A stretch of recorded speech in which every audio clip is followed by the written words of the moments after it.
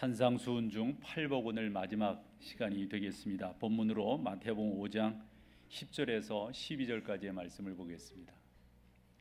마태복음 5장 10절에서 12절입니다. 우리 한 목소리로 같이 읽겠습니다. 함께합니다. 의를 위하여 박해를 받는 자는 복이 있나니 천국이 그들의 것임이라. 나로 말미암아 너희를 욕하고 박해하고 거짓으로 너희를 거스려 모든 악한 말을 할 때에는 너희에게 복이 있나니 기뻐하고 즐거워하라. 하늘에서 너희의 상이 큼이라. 너희 전에 있던 선지자들도 이같이 박해하였느니라. 아멘. 10절만 한 번 더 하실까요? 함께 하죠. 의를 위하여 박해를 받는 자는 복이 있나니 천국이 그들의 것임이라. 아멘. 의를 위하여 핍박을 받는 자. 오늘 성경에 보면 핍박이라는 말이 옛날 말이고 요즘에는 박해라는 표현을 썼어요. 의를 위해서 박해를 받는 자가 복이 있다, 이렇게 표현되어 있는데 이게 어떤 의미를 담고 있는 것인지 저의 숙제는 이것을 여러분들에게 충분히 이해시키고 또 이 내용으로 여러분들이 적용시켜서 성경 말씀이 여러분들의 삶 속에 살아있게끔 하는 게 오늘 저의 설교자로서의 숙제가 됩니다. 저도 노력을 할 것이고요. 여러분들도 그 말씀에 잘 기울이셔서 함께 좀 적응해 또 적용해 나아갈 수 있기를 소망합니다.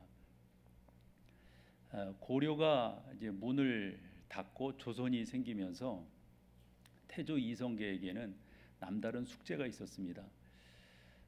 어떻게 하면 지금 반대하는 사람들을 자기의 우군으로 만들어서 새롭게 세워주는 이 나라의 기초를 놓을 것인가, 이런 생각에 어찌 보면 밤잠을 잘 이루지 못하고 있었죠.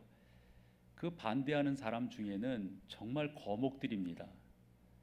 그러한 거목들이 이 태조 이성계의 나름대로 발목을 잡고 있다, 이렇게 볼 수가 있습니다. 그 한 사람이 삼봉 정도전이라고 하는 사람이고요. 그 다음에 포은 정몽주, 이렇게 말을 할 수가 있습니다. 이 걸림돌이 아니 될 수가 없어요. 그러던 어느 날 이제 태조 이성계가 삼봉과 이제 정말 단판을 짓습니다. 자네가 나를 도와줘야 되지 않겠는가? 이제 뭐 호용오지 않은 그런 입장이니까. 그러면서 이제 고려를 이렇게 문을 닫게 하고 조선을 세워가는 그런 입장이니까. 특별히 그 고려가 마지막일 때 이 공양왕 같은 그런 왕을 이렇게 보면서 이런 경우로는 결코 나라를 옳게 세워나갈 수 없겠다, 이런 마음들이 서로 간에 강했거든요. 근데 나라를 세우는데 어떻게 세울 것이냐라고 하는 강론에 서로 이제 부딪히게 되는 거예요. 그때 이제 태조 이성계가 삼봉을 만난 거예요. 만나가지고 의견을 이렇게 쭉 듣는데 이 삼봉의 이야기가 남다른 의미가 있습니다. 여러분들 정도전이 어떤 생각을 갖고 있었는지 아마 어느 정도 아시리라고 봐요. 그때 정도전이 강하게 강조한 것이 민본이 다스리는 나라가 되면 좋겠다, 이거였어요. 이 민본이라고 하는 사상이 사실 동양에 있어서, 그중 이제 중국에 있어서 뭐 공자나 맹자나 이런 양반들의 그 통치 철학에 아주 면면이 배어 있는 겁니다. 쉽게 생각하면 이런 거예요. 민심을 거스리지 않고 민심에 반하지 않고 민심을 잘 이끌어가는 그러한 정치 제도면 좋겠다. 그럼 어떻게 할 거냐? 왕이라고 하는 제도를 없앨 것이 아니라 그 제도는 그대로 두되 과거 시험을 치러서 그 과거를 통해서 입각하는 또 급제하는 이런 사람들을 경쟁, 뭐 이게 선의의 경쟁이죠. 경쟁을 시켜가지고 이제 올라온 요 사람과 왕이 같이 민의를 거스리지 아니하고 나라를 다스려가면 좋겠다. 이때 태조 이성계가 오케이를 해요. 그리고 나서 나름대로 그 정도전이 이 조선을 이끌어가게 될 경국대전이라고 하는 그런 아주 훌륭한 책을 집필하게 되지 않습니까? 그런 면에서 이제 합의를 합니다. 그리고 이제 요동정벌이라든가 중국과 이런 관계를 잘 이렇게 해보자, 그런 면에 다 뜻을 같이 해요. 그런데 또 하나의 산이 있어요. 그 산은 바로 정몽주입니다. 포은 정몽주인데 이 양반의 생각은 그런 거예요. 이 공양왕을 볼 때 나도 실망한다. 그러나 군신으로서 그것을 버리고 또 새롭게 한다는 것을 나는 이해가 안 된다. 이렇게 아무리 태조 이성계가 설득을 하고 그러려도 안 돼요. 그때 아버지의 마음을 정확하게 읽지는 않은 거지만 읽었다고 생각하는 아들 누굽니까? 이방원이가 정몽주랑 이번에 또 흔한 말로 맞짱을 뜹니다. 그래서 도와주셔야 되지 않겠느냐. 그럴 때 정몽주가 하는 말이 난 도울 수 없다. 그때 이방원이 여러분들이 아는 그 유명한 하여가라고 하는 시를 읽습니다. 그것이 바로 이런들 어떠하리 저런들 어떠하리 만수산 드렁치기 얽혀진들 어떠하리 이대로 우리가 100년을 누리면 되지 않겠느냐. 그 만수산이라고 하는 그 산이 그 개성에 있는 송악산을 가리키는 또 다른 이름이에요. 엄밀히 말해서 송악산이라고 불러야 되지만 만수산이라고 이 이방원이 말한 이유는 그 송악산에 고려의 왕조의 무덤들이 많아요. 그래서 개혁적인 성격을 갖고 있고 생각을 갖고 있는 사람들이 송악산이라 부르지 아니하고 만수산이라고 불렀다고요. 어떠느냐? 거기에 그 드렁치기를 이렇게 봤더니 서로 얽히고 얽혔지만 잘 살지 않느냐? 우리가 그렇게 해야 되지 않느냐? 이럴 때 이 정몽주가 그 유명한 그 단심가로 봤습니다. 이 몸이 죽어주고 100번 고쳐주고 백골이 진토되어 넋이라도 있고 없고 님 향한 일편단심 가실 줄이 있으랴 이러면서 나름대로의 자기의 아주 순결함을 근데 그렇게 이야기하지만 정몽주는 이게 내가 끝이로구나 라는 것을 여러분 직감을 하지요. 아니나 다를까 그렇게 해서 단판이 깨어지고 난 다음에 정몽주가 나름대로 길을 가다가 철퇴를 맞아서 죽습니다. 그래서 우리는 이와 같은 사건들을 통해서 정몽주라고 하는 사람이 단심가라고 하는 것을 통해 얼마나 자기가 올곧은 뜻을 갖고 있는가 하는 것들을 잘 표현하고 있다 이렇게 알고 있어요. 근데 이 하여가와 단심가가 한 번도 조선왕조 7대에 가서 읊어지게 됩니다. 이 조선왕조 7대는 세조였었는데 이 세조가 왕이 되는 데는 여러 가지 우여곡절이 있었고 옳지 못한 방법으로 왕위에 올라요. 그 앞의 내용을 조금 더 설명을 드려보면 세종 때로 거슬려 올라가게 됩니다. 세종은 나름대로 뭐 얼마나 훌륭한 왕입니까? 정말 백성들을 사랑하고 백성들을 일깨우기 위해서 남다른 각고의 노력을 하는 사람이고 그 우리가 훈민정음을 통해서도 알다시피 이 백성이 이루고자 할 게 있어도 제 뜻을 실현하지 못하는 이유는 글이 없기 때문이다. 그래서 내가 이 백성을 어여삐 여겨 새로 이 글자를 만드니까 이 글자를 통해서 이렇게 했으면 좋겠다. 그 막판에 그 세종의 막판에 그 훈민정음 그 서문에 대해서 적은 게 얼마나 왕으로서 백성을 향한 고뇌가 그 안에 숨어 있는지 안다고요. 그런데 이런 일단의 왕의 이 방향과 나름대로 반대되는 사상이 있었어요. 그러니까 세종이 나름대로 너무 백성들만 생각하고 관료들을 생각하지 않는다, 선비들을 생각하지 않는다 이거예요. 이 사람들이 어떤 계열이냐면 바로 삼봉 정도전의 계열이에요. 그래서 지속적으로 민분이 나라를 다스려야 되는데 왕이 다스리고 있다. 이렇게 서로 옥신각신할 때 이 세종의 반대쪽에 있었던 사람들이 그 아들을 납치를 해요. 그 아들을 납치해 가지고 온갖 고문을 합니다. 그러면서 이 아들이 병을 얻습니다. 세종이 볼 때도 자기의 삶이 얼마 남지 않은 것을 보면서 자기 아들도 지금 병에 있단 말이에요. 병 중에 있으니까 너무 안타까웠어요. 근데 그 아들 밑에서 난 손자가 되게 똑똑해요. 그래서 이 손자를 얼마나 사랑을 하는지 사랑을 하면서 자기 집현전 학자들에게 내가 보니까 내가 죽은 후에 내 아들이 왕이 왕이 된다 할지라도 이게 오래가지 못할 거다. 그 왕이 문종 아닙니까? 그래서 오래가지 못 아니나 다를까 왕위에 오른 지 2년 만에 이 문종이 하야를 합니다. 그리고 나서 단종이 일찌감치 세자 책봉을 받아요. 만 8살 때 세자 책봉을 받고 이제 아버지가 그렇게 일찍 돌아가시니까 12살 때 왕이 되니까 이게 뭘 하겠어요. 이 단종이 왕이 되었을 때 그 조선의 형편은 어땠냐면 왕가가 있고 그 다음에 왕족이 있어요. 이 왕족들이 나름대로 힘을 규합합니다. 힘을 규합해 가지고 지금 단종 그 어린 12살 배기 그 어린애를 그냥 수렴 청정하려고 막 애써요. 이 왕가 쪽에서 힘을 갖고 있었던 대표적인 사람이 우리가 알고 있는 수양대군이에요. 이 수양대군이 사실은 권력에 너무너무 이 관심이 많은 나머지 이 단종을 귀양을 보내요. 그리고 알다시피 여러분 거기 자객을 보내가지고 단종을 죽이잖아요. 그리고 왕이 되니까 이 세조에 대해서 반기를 드는 사람들이 있었어요. 누굴까요, 여러분? 세종의 그 부탁을 받았던 집현전 학자들이에요.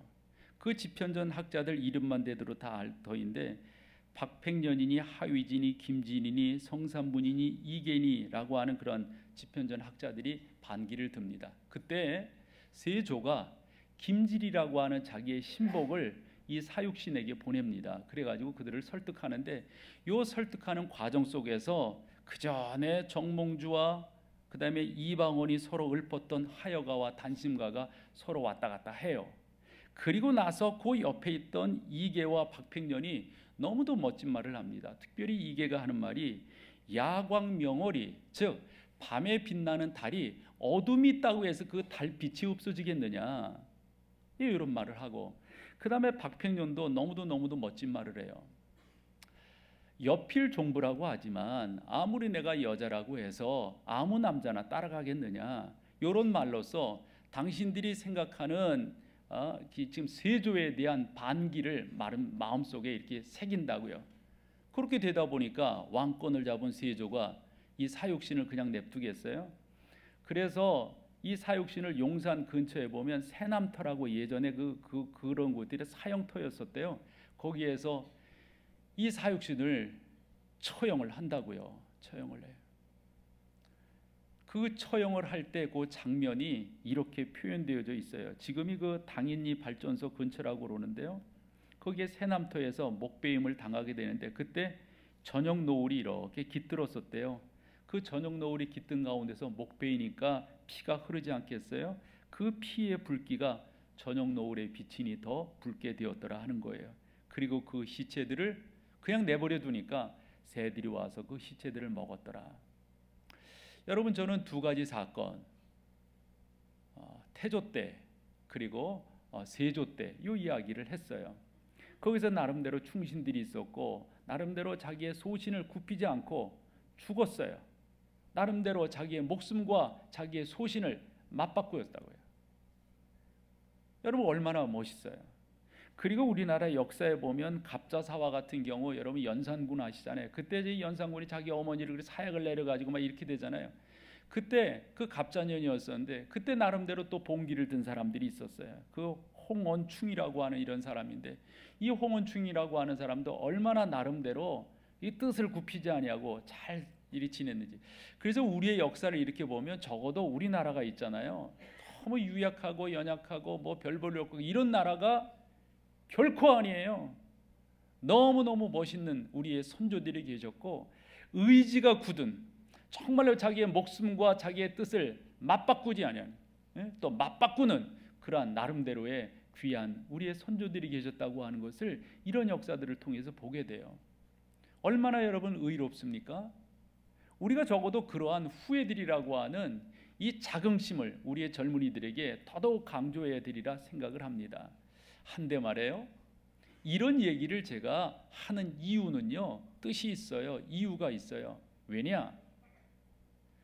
의에 줄이고 목마른 자, 오늘 성경으로 본다면 10절을 본다면 의를 위하여 박해를 받는 자가 복이 있다고 했는데, 이 성경이 말하는 의를 위하여 박해를 받는 자, 핍박을 받는 자가 제가 말한 우리 역사에 나타난 그 인물들과 같지 않다는 거예요. 그런 인물들을 성경에서 의를 위하여 핍박을 받았다 이렇게 말하지 않아요. 사실 그런 분들의 죽음을 제가 욕되게 하려고 하는 것은 아니고요.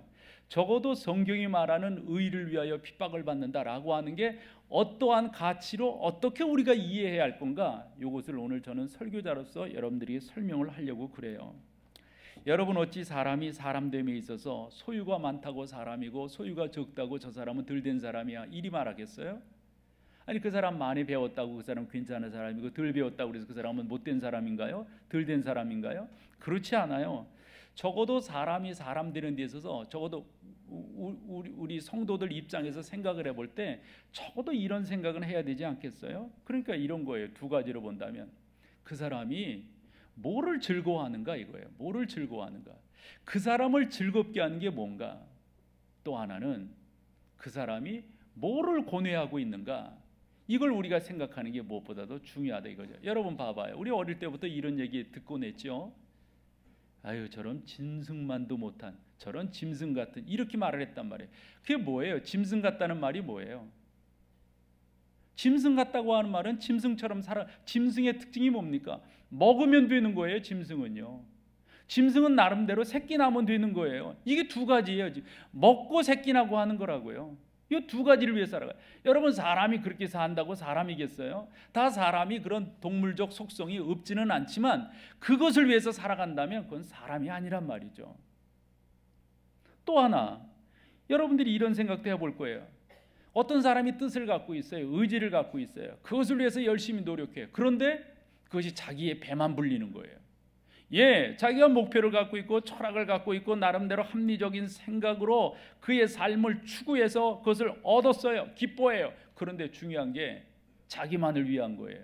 여러분 이것을 우리가 건강한 사람이라고 할 수가 있겠어요? 건강한 사람이라고 하는 것은 적어도 우리가 여기에 영적인 해석을 가해야 된다고요. 그게 뭐냐? 적어도 그 사람의 삶이, 그 사람의 생각이, 그 사람의 뜻이, 그 사람의 이상이 적어도 성경에 입각하고 있는가? 성경의 뜻을 그 사람이 구현하고 있는가? 성경적 가치관으로 그 사람이 살아가고 있는가? 이런 것들이 상당히 중요한 가치관이 아니겠어요?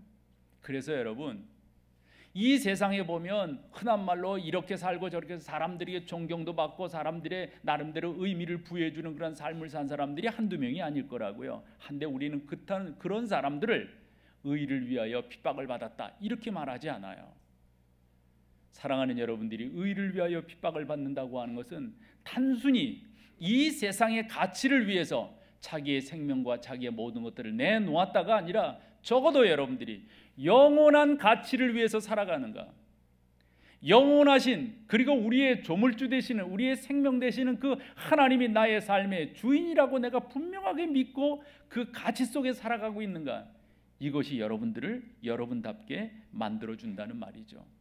그래서 원문에서 보면 핍박이라고 하는 말이 예를 들어 이렇게도 말할 수 있잖아요. 우리가 힘들어하고 고난받는 것 중에 예를 들어서 천재지변을 만났어요. 뭐 태풍도 만날 수가 있고요, 지진도 만날 수가 있고 여타 것들을 만날 수가 있어요. 여러분 그렇게 만나서 그 사람이 힘들어하고 어려운다고 그 사람을 핍박받고 있다 이렇게 말하게 되나요?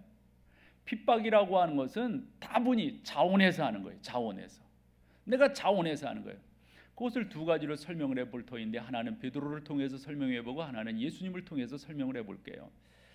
먼저 베드로전서 2장 19절 20절 사실 18절부터 봐야 되는데 거기서 베드로가 참 의미 있는 말을 해요. 예를 들어서 19절과 20절이 상반된 거거든요. 먼저 19절을 한번 봐볼게요. 같이 한번 봐보죠. 시작.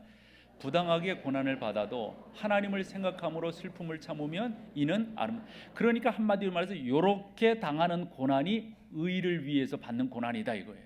근데 여러분 부당하게라고 하는 말이 옛날 성경의 표현이 저는 좋아서 다시금 표현해 보고 싶은데 저 부당하다고 하는 말을 애매하다라는 말로 썼어요. 어찌 보면 그게 더 정서상으로 잘 이해가 되는 것 같아요. 애매하게 고난을 받아도 내가 왜 고난을 받는지 모르는 거죠. 이게 그래도 하나님을 생각함으로 슬픔을 참으면 이는 아름다운 것이다. 향내나는, 여기서 아름답다고 하는 말은 향내나는 제물이다 이런 말이에요. 여러분 베드로 전서를 여러분들이 이해하시는 게 중요한데요. 베드로는 그 성경을 쓰게 된 동기가 있었어요. 그 동기는 간단합니다. 당시 예수 그리스도를 믿는다고 하는 이유 때문에 고향을 떠나고 가족을 떠나고 직장을 잃고 떠돌아다니던 일단의 사람들이 있어요. 이걸 우리는 성경에서 보면 나그네라고 하는 표현을 썼어요. 그래서 나그네 대접하기를 잘해라 라고 하는 말은 그렇게 떠다니는 사람들이 누구에게 도움을 요청하겠어요? 예수 믿는 사람들을 찾아가서 도움을 요청하겠죠. 이럴 때 그 나그네를 박대하지 말고 그 나그네를 잘 대접하라고 하는 것은 그 사람들이 신앙의 자유를 찾아서 그렇게 하기 때문에 여러분들이 도와주지 않으면 안 된다 이런 말이거든요.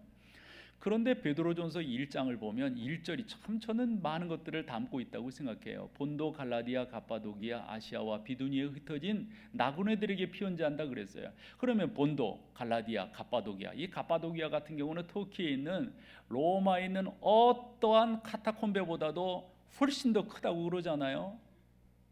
예수 믿는다고 하는 것, 그 신앙을 지키기 위해서 그 안에서 산 거예요. 여러분, 이게 의를 위해서 핍박을 받는 거예요.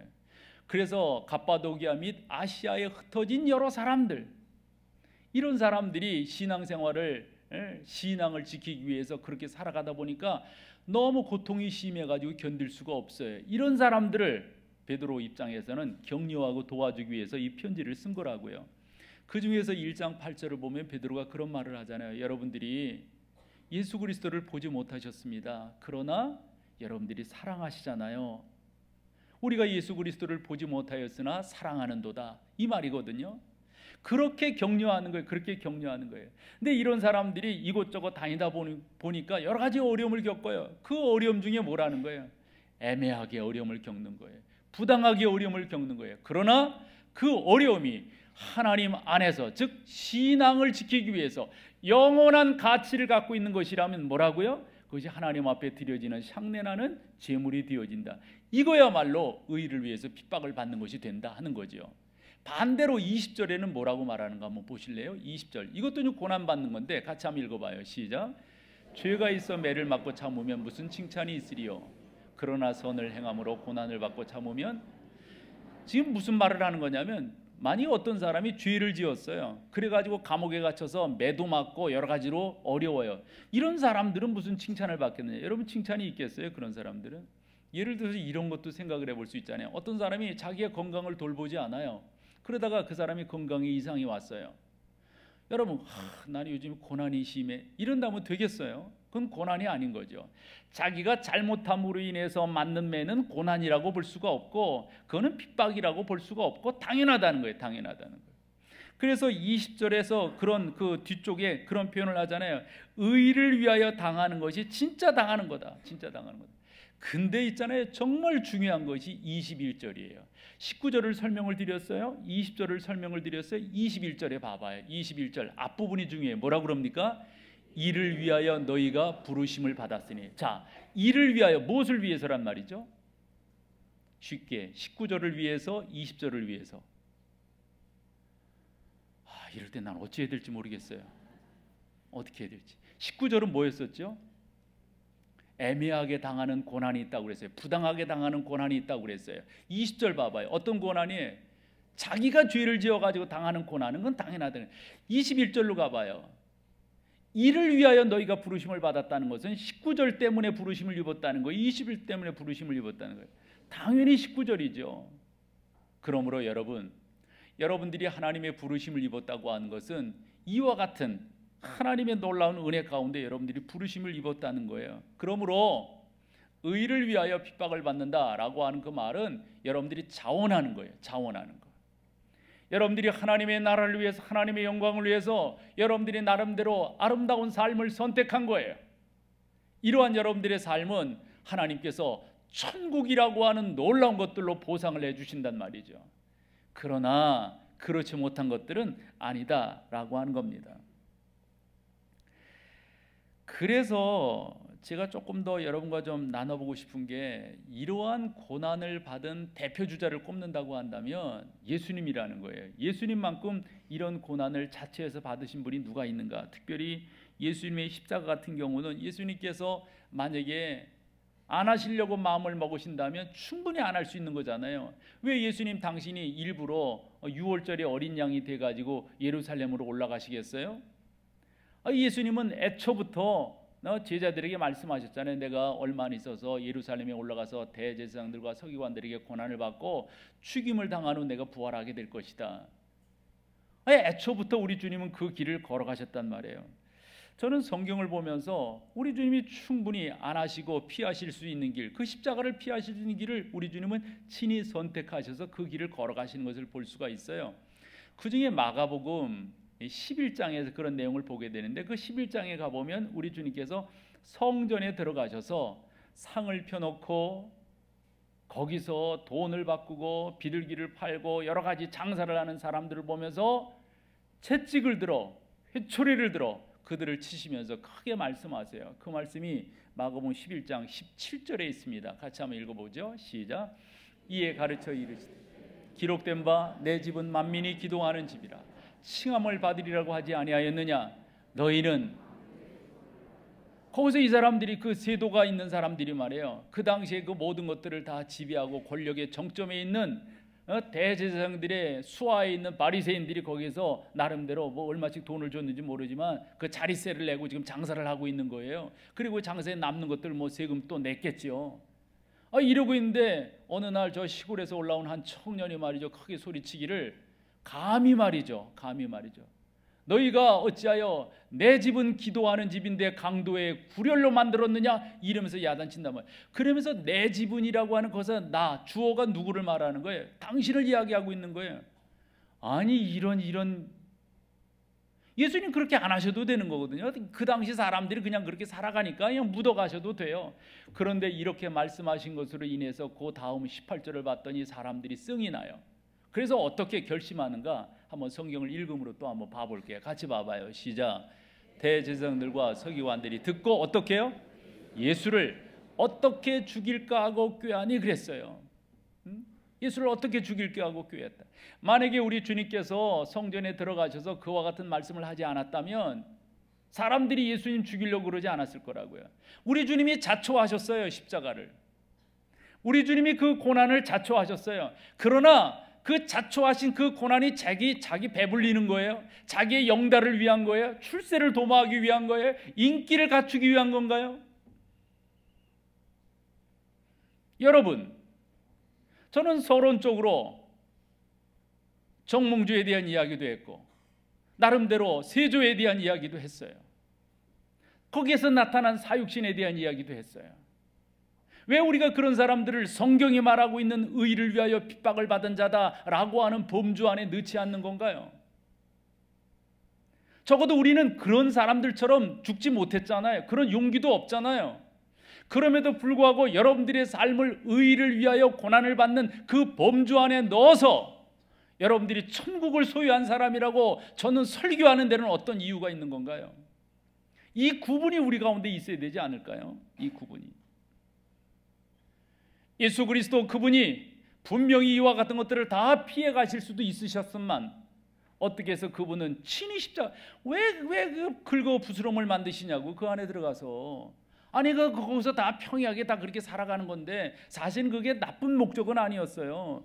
6월절이 되면 요세푸스 같은 그 역사가의 글을 보면요, 그 당시에 100만 이상이 모였다는 거예요. 흩어진 유대인들이. 그런 사람들이 주변에 텐트 치고 다 있고 그런 사람들이 저 먼 곳에서부터 소 끌고 오고 양 끌고 오고 그래요. 돈 갖고 와가지고 그 돈으로 거기서 사는 거거든요. 그런 편의를 제공한 거예요, 처음에는. 그런데 이게 변질이 돼가지고 거기서 장사가 이루어지니까 제사에는 마음이 없고 말이죠. 다른 데만 마음이 있으니까. 그래가지고 하나님 앞에 드리는 제물을 파는데 뭐 거기에 너무도 많은 이문을 남겨서 판다더거나 병들고 절름발이고 이런 하나님 앞에 제물을 드리지 못할 것을 몰래 숨겨서 판다더거나 이런 식으로 되어지니까 원성들이 높아졌다고요. 우리 주님이 그것을 지금 질책하고 계시는 거예요. 그런데 우리 주님의 질책은 건드릴 거를 건드려야죠. 그 당시에 최고의 요즘 말로 말하면 존놈을 건드리는 거나 마찬가지 아니겠어요? 감히 네 놈이 누군데 여기 와서 그리고 뭐라고 여기가 네 이런. 그러니까 이 사람들이 말이죠, 저 죽여야 되겠다, 저 예수 저거 죽여야 되겠다 이런다고요. 예수님이 그 피하실 수도 있었어요. 그러나 전능하신 하나님 그 거룩하신 뜻을 이루시기 위해서 친히 그 가운데로 들어가셨다고요. 그 가운데서 보면 말이죠, 우리 주님께서 이제 어쨌건 그렇게 사람들에게 미움을 받아서 빌라도 앞까지 끌려가시는 것 아닙니까? 이 빌라도가 예수님을 심판할 때 그 내용도 보면 재밌어요.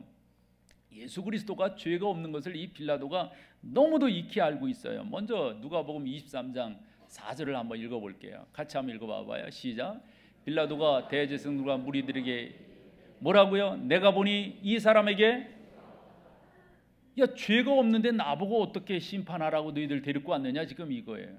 그럴 때 예수님은 어찌 하셨어요? 아니 거기서 가만히 계셨다니. 아니 그냥 가만히 있으면 대수예요? 당신이 죄 없다고 하는 것에 대해서 말씀하셔야 되는 거 아니에요? 그런데 말씀하지 않아요. 왜요? 하나님께서 가라고 하신 그 기림을 당신께서 익히 너무도 알고 계시기 때문에. 아버지여 내 뜻대로 마옵시고 아버지의 뜻대로 되기를 소망합니다. 딱 손들고 우리 주님 그 길 걸어가시겠다고 작정하셨기 때문에 아무리 그렇게 말을 하더라도 그 말에 우리 주님 움직이지 않으세요. 특별히 여러분 요한복음 19장 5절에 보면요, 이 성경을 여러분이 해석하는데 그 뉘앙스가 중요하다니까 이거 읽어보고 한번 같이 한번 봐볼게요.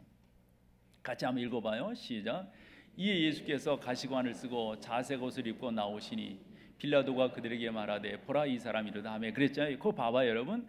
이에 예수께서, 이에라고 하는 말은 앞에서 어떤 일들이 벌써 벌어졌다는 말이죠. 그래서 예수님이 가시관을 쓰고 자색을 입혔는데 여러분들이 아시다시피 그 로마 군병들이 예수님에게 가시관을 씌울 때 앞서서 어떤 일이 벌어졌어요? 엄청나게 때렸어요. 엄청나게 채찍으로 살이 막 묻어나도록 말이죠. 그 타키투스의 그 글을 보면요, 그 로마 군인들의 그 채찍은 그냥 채찍이 아니에요. 그 가죽 채찍인데 중간 중간에 동물의 뼈를 이렇게 갈아 가지고 거기다 박았어요. 그러니까 그 채찍을 치니까 살이 묻어나는 거예요. 정말 정신 차릴 수 없을 정도로 맞았어요. 그리고 그들이 막 희롱하면서 가시관을 씌웠어요. 자색 옷을 입혔어요. 희롱하는 거예요. 그러고 이제 나오신 거예요. 그때 빌라도가 앞에 서 있는 사람들에게 말을 하는 거예요. 뭐라고 말합니까? 보라 이 사람이로다 이렇게 말하는 거예요. 그럼 그게 뭔 말이에요? 그래서 성경 해석엔 뉘앙스가 중요한 거예요. 보라 이 사람이로다, 이게 뭔 말이에요 여러분? 아니 그 사람이 이 사람인 줄 몰라서 지금 소개하는 거예요? 이 뉘앙스가 어떤 의미냐면, 여러분 보십시오. 이 정도 하면 됐잖아요. 이 정도 했으면 됐잖아요. 지금 이런 류예요. 왜 그렇게 나는 생각을 하냐면 그 다음 절 때문에 그래요. 이 정도로 매맞고 이 정도로 고통받고 이 정도로 인격 모독을 받았으면 당신들이 일러 바친 것에 대해서, 당신들이 죄 있다고 하는 것에 대해서 충분한 대가를 치른 것 아니에요? 이 정도로 그만합시다. 이 정도로. 이렇게 지금 빌라도가 중재하는 거예요. 그때 우리 주님께서 아무 말씀도 안 하신다니까요. 그 가운데서 사실 나는 죄가 없습니다라고 말해야 되잖아요. 나는 아무것도 잘못이 없습니다라고 말을 해야 되잖아요. 그런데 우리 주님 아무 말도 안 하세요. 이 빌라도가 중재하려고 하는 이 사람입니다, 보십시오 이 사람입니다라고 하는 그 중재, 그 다음 절 봐봐요. 이 유대인들이 반대를 해요. 같이 한번 읽어봐요. 시작. 대제사장들과 아랫사람들이 예수를 보고, 무슨 예수를 보는 거예요? 지금 막 엄청나게 맞고 나온 거예요. 지금 막 정말 자기 자세도 이제 가누지 못하는 그런 매를 맞고 나와서 지금 철절매고 있는 그러한 그 예수를, 이만하자고 빌라도가 그렇게 중재하는데도 그러는 거예요. 소리를 지르는 거예요. 그렇게 하면 안 된다고. 그러면서 뭐라고 말합니까? 십자가에 못 박아야 된다고. 십자가에 못 박아야 된다고. 그때 우리 주님은 이 완악한 극렬한 군중들의 함성에 아무런 말하지 아니하시고 베아도로사 고난의 길을 우리 주님은 뚜벅뚜벅 걸어가신다. 봐봐요. 우리 주님께서 회피하실 수 있는, 우리 주님께서 다른 길로 갈 수 있는 기회가 수없이 많으셨음에도 불구하고 어찌하십니까? 친히 택하십니다. 친히 택하세요. 베드로가 그렇게 말을 했다고 그랬잖아요. 애매하게 고난을 받는단 말이죠. 애매하게, 부당하게 고난을 받는다 이 말이죠. 사랑하는 여러분, 이것이 오늘 성경이 말하는 의를 위하여 핍박을 받는 거예요. 의를 위하여 핍박을 받는 자가 복이 있다는 거예요. 그런데요, 우리가 지금 사는 세상은 모슬렘권도 아니고 공산국가도 아니잖아요. 우리가 사는 세상이 아프리카의 저 구석에 부족의 그 추장의 지배를 딱 받고 아무것도 못하고 추장의 명령만 있어야 하는 그런 세상이 아니잖아요. 우리에게 얼마나 종교의 자유가 있습니까? 마음껏 모여서 찬양한들 누가 뭐라고 그럽니까? 여러분들이 교회 오고 싶을 때 교회 온다고 누가 뭐라고 그럽니까? 나름대로 여러분들이 하나님의 사람들로서 증거하고 선포하고 사랑을 베푼 데 있어서 누가 뭐라고 그럽니까? 우리는 어떠한 고난을 받을 만한 조건이 없어요. 그러나 여러분들은 고난의 시대에 살아가고 계신단 말이죠. 뭐가 고난의 시대냐? 이렇게 이야기해 볼 수 있어요. 너무 우리는 이 세상을 살아가면서 우리의 삶의 주관과 초석은 예수 그리스도요 성경이 되어야 됨에도 불구하고 예수 믿는 우리조차도 요즘 시류에 편승하고 있어요. 그 시류가 뭐냐면 너무 여론에 우리가 빠져 있어요. 그러니까 뭐 여론 그렇게까지 말할 것도 없어요. 다른 사람들의 평판에 우리가 너무 신경을 많이 써요. 내가 예수 그리스도 안에서 복음을 위하여 어떻게 사느냐, 이것보다도 더 나를 움직여가는 게 뭐냐? 다른 사람들이 어떻게 생각하느냐. 다른 사람들이, 여러분들이 고난받는 가장 중요한 길은 다른 사람 신경 쓰는 게 아닙니다.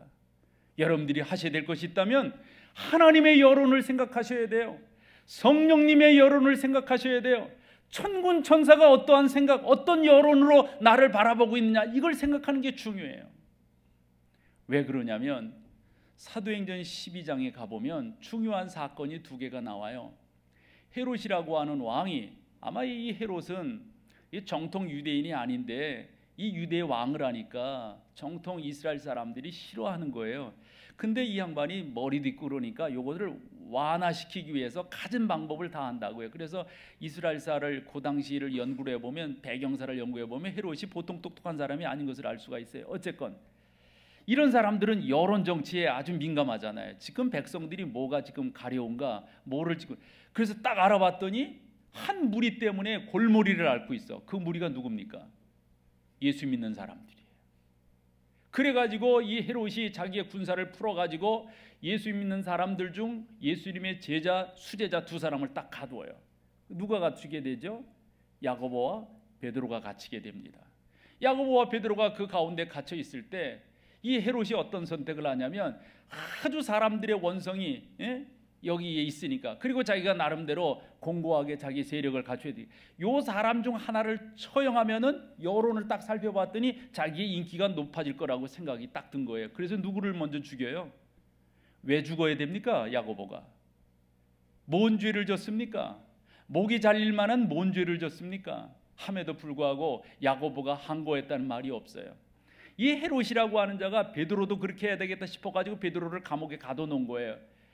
예루살렘 교회는 이 사실을 알고 하나님 앞에 간절히 기도합니다. 이것이 사도행전 12장 1절부터 쭉 기록이 되고 있어요. 그런데 뒷부분에 뭐가 기록된지를 아세요? 뒷부분에 그 12장 20절부터 뭐가 기록된지를 아세요? 그렇게 여론을 살폈던 헤롯이 어떻게 죽는가를 우리 가운데 설명을 하고 있어요. 뭐가 옳은 거예요? 헤롯 어떻게 죽는가 한번 볼까요? 20절로 23절 같이 한번 읽어봐봐요. 시작. 헤롯이 들어와 시돈 사람들을 대단히 노여워하니 그들이 지방의 왕국에서 나는 양식을 먹는 까닭에 한 마음으로 그에게 나와 왕의 침소 맡은 신하 블라스도를 설득하여 화목하기를 청한지라. 헤롯이 나를 택하여 왕복을 입고 단상에 앉아 백성에게 연설을 하니, 자 봐봐요 여러분, 백성 연설을 하니까 어떻게 해요? 이 다음 절 연설을 하니까 어떻게 해요? 백성들이 크게 부르되 뭐라고요? 이것은 사람의 소리가 아니라는 거예요. 이건 신의 소리요 사람의 소리가 아니라는 거예요. 그 다음에 그 다음 절을 봐봐요. 그랬을 때 하나님이 어떻게 하는가 봐요. 헤롯이 영광을 하나님께 돌리지 아니하므로 주의 사자가 곧 친히 벌레에게 먹혀, 아니 난 생각, 벌레에게 먹혀 죽는 건 뭐예요 여러분? 그 역사가 요세푸스 같은 경우는 조금 그분이 좀 이 과장이 심해서 여러분들이 소개하기가 뭐한데, 이 사람의 몸에 그런 이 구더기 같은 거 있잖아. 이런 벌레들이 그냥 나와서, 근데 사실 그런 벌레 이런 것들은 사실 사람이 욕창이 난다거나 그러면 여러분 그런 거 생긴다는 거 알잖아요. 그렇게 해서 죽었다는 거예요. 근데 중요한 것은 이 사도행전 저자가 우리 가운데 교훈하려고 하는 사도행전 12장의 교훈은 사람의 뜻을 살피면서 사람의 그런 관심에 그런 것들에 민감해서 살던 헤롯은 어찌 되었다는 거예요? 그렇게 죽어요. 예, 하나님만 바라보던 야고보, 예, 그도 죽었어요. 그러나 성경이 말하려고 하는 죽음 이후의 가치예요. 뭡니까? 야고보의 죽음으로 수많은 사람들을 살렸어요. 헤롯의 죽음이 사람들을 살리나요? 아마 사람들의 빈정거리가 되었으리라고 생각을 합니다. 의를 위하여 핍박을 받는다고 하는 것이 저는 그렇다라고 생각해요. 그러므로 여러분, 너무 여론에 내 옆에 사람들의, 내 주변 사람들의 의식할 것이 아니라 여러분들이 의를 위하여 핍박을 받는다고 하는 건 다시 한번 하나님께 고정하는 거예요. 여러분들의 시선을 하나님께 고정해서 그 하나님이 나에게 뭐를 원하시는가, 지금도 어떤 것을 찾고 계시는가, 이렇게 여러분들이 나가신다면 저는 이것보다 더 중요한 게 없으리라고 봐요. 사랑하는 여러분, 잠언 17장 3절에 보면 도가니는 은을, 풀무는 금을 재련하거니와 나 여호와는 사람의 무엇을요? 마음을 단련시킨다 그랬어요. 하나님이 여러분 가운데 왜 고난을 허락하실까요? 왜 역경을 허락하실까요? 왜 여러분들로 하여금 그 길을 가게 하실까요? 그래야만 여러분들이 하나님의 사람이 되기 때문에 그렇습니다. 내가 하나님을 믿는 사람으로서 고난을 당한다고 하는 것은 요한복음 15장에 있는 말씀처럼 이 말씀이 우리 가운데 그대로 증거되는 거예요. 세상이 너희를 미워하면 너희보다 먼저 나를 미워하는 줄 알라. 그대로 증거되는 거예요. 여러분, 그대로 증거되는 거예요. 바울이 디모데에게 그런 말을 해요. 참 같이 한번 읽어봐요. 시작. 무릇 그리스도 안에 경건하게 살고자 하는 자는 어떻다고요? 핍박을 받게 된다고요.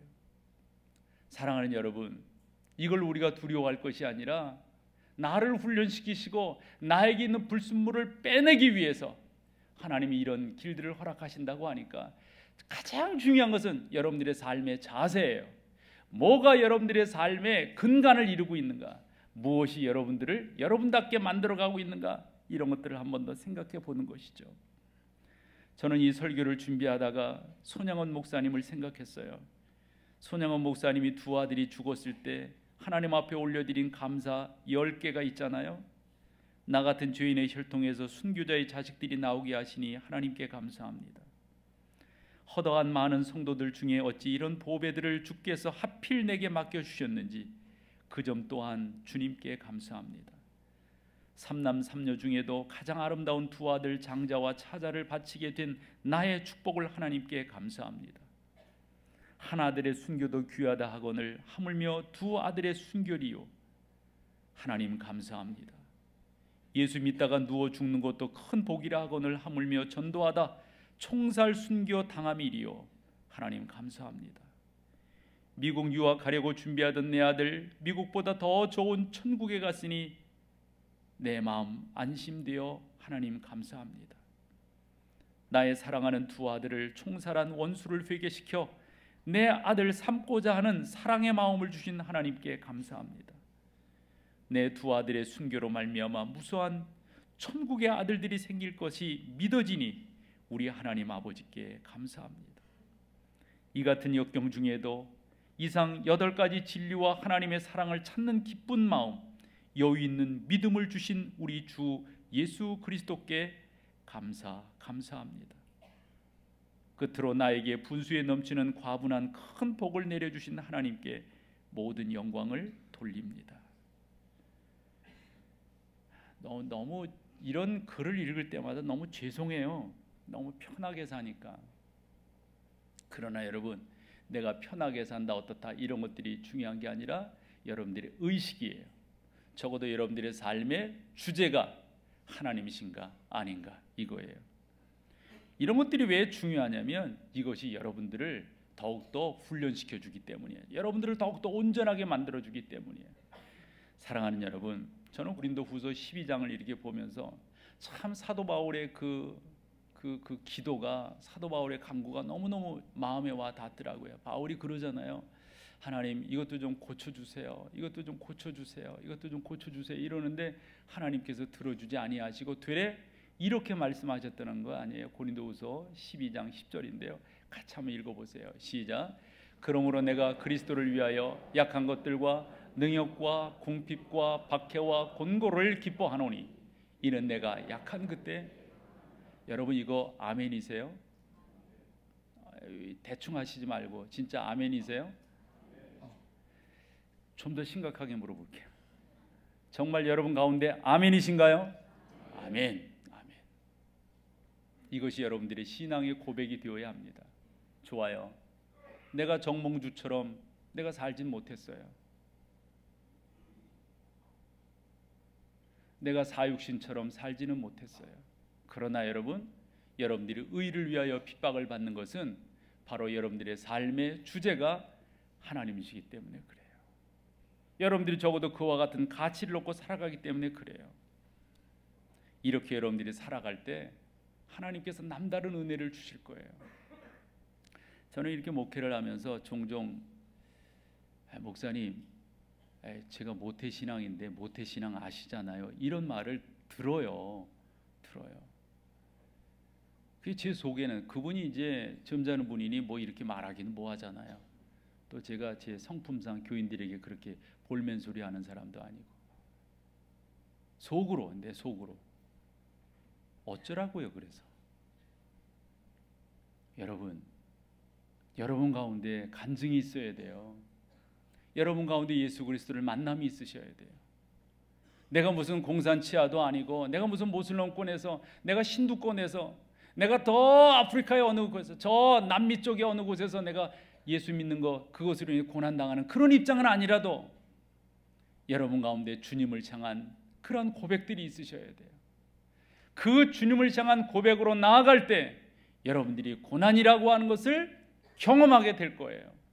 그것에 대한 여러분들의 고백이 있으셔야 돼요.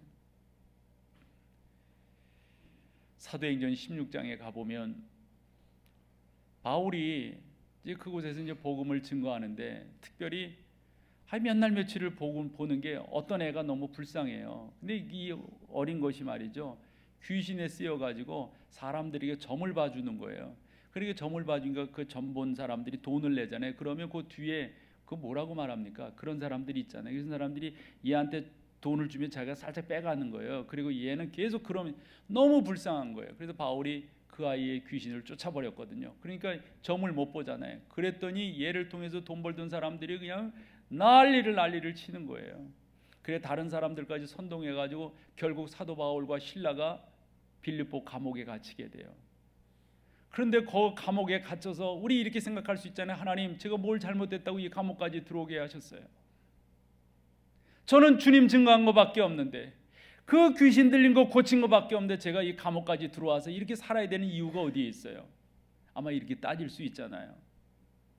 근데 바울과 실라는 그 안에 있으면서 어찌했다는 거죠?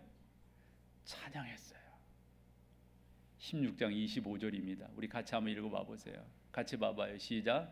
한밤중에 바울과 실라가 기도하고 하나님을 찬송하며 죄수들이, 그냥 이게 뭐 속으로 한 것도 아니고요, 이렇게 흥얼흥얼한 것도 아니라 그 감옥을 지키던 그러한 간수들, 그리고 감옥 안에 있던 다른 죄수들이 어찌했다고요?